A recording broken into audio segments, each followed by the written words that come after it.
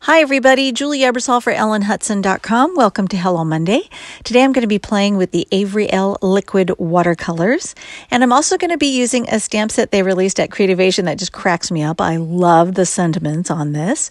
And I've got some 140-pound Canson watercolor paper, non-stick Teflon craft sheet, and a mister bottle, as well as a small piece of crystal clear plastic that's just a scrap from my bin. To get started, I'm going to take the two colors I wanted to work with. This is Mimosa and the other one is Cherry. And it's hard to see that piece of clear plastic I have sitting there, but I'm just going to spread some of that liquid watercolor right on it and just give it a quick shot or misting of water. And then I've got my watercolor panel here. I have a whole stack of quarter sheets I've already cut and they're ready to go.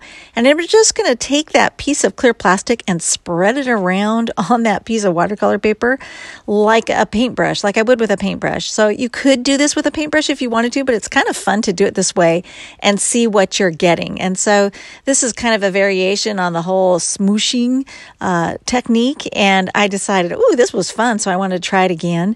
And I got some other colors. This is green and an aquamarine. And I can't remember what all the colors were that I grabbed, but I'll have those all listed down below in the description here.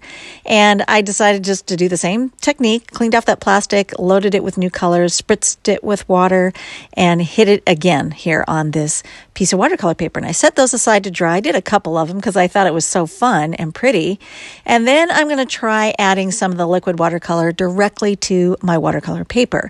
I wanted to create a rainbow effect. So I grabbed the colors and started applying them in drops in the order of the red to the yellow, to the green, and then the blue, so that I wouldn't end up with mud if my colors started to mix together. And then I tilted it over a paper towel, and I hit it with water to reactivate it and get it dripping and flowing. And that was a lot of fun to see how quickly it actually started spreading down the watercolor paper. And I'm just going to tap it a little bit and let it keep flowing down and catching the excess there on my paper towel. And you can hit it again with more water if you feel like it needs just a little bit more. You want more drips. But keep in mind, it is going to continue to dilute the colors that are up there at the top. So you do need to be aware of that. So I kind of stopped at this point because I felt that if I added more water, my colors were going to dilute to really, really pale. And that's not what I was going for. I kind of wanted a mid-tone rainbow effect.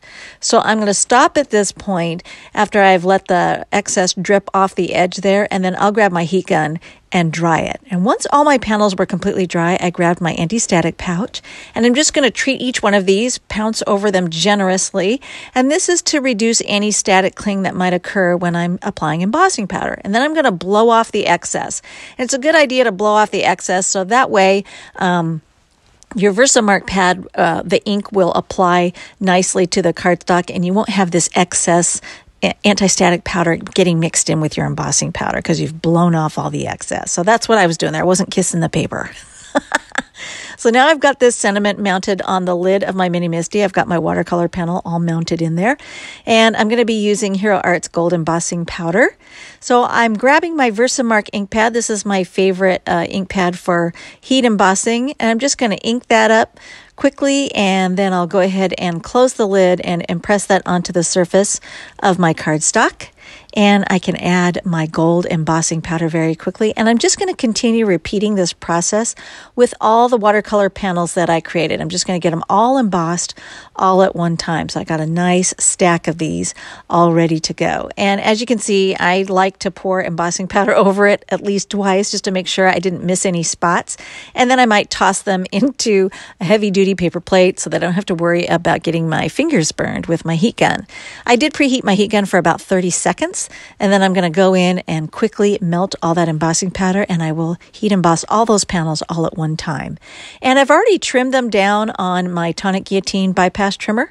So I'm going to mount these to a base card of Neenah Solar White 80-pound using a tape runner. I really love this little one by ThermoWeb because it's nice and compact, and it's pretty strong.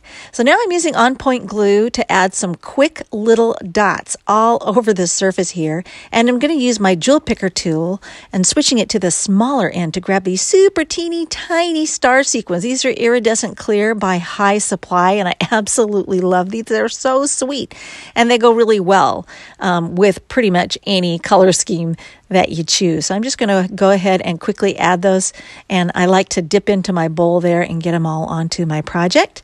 And once that's finished, I went on and did the rest of my projects. In some, I did the tiny gold stars by Pretty Pink Posh, and on others, I did more of the clear stars.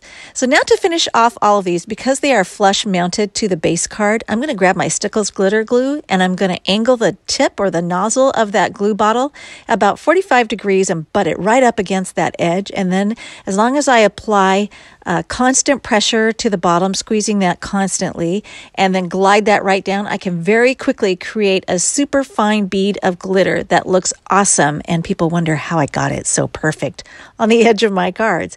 So I have more still shots over at the Classroom blog. All the supplies used are available at ellenhutson.com. I have them linked down below here in the video description, as well as over in the Classroom blog, and I invite you to pop in and visit and check out those still shots. And thanks for watching. If you enjoyed today's video, please give us a thumbs up. You can see more of our papercraft videos by clicking on the photos below and by subscribing to our channel. Thanks for watching.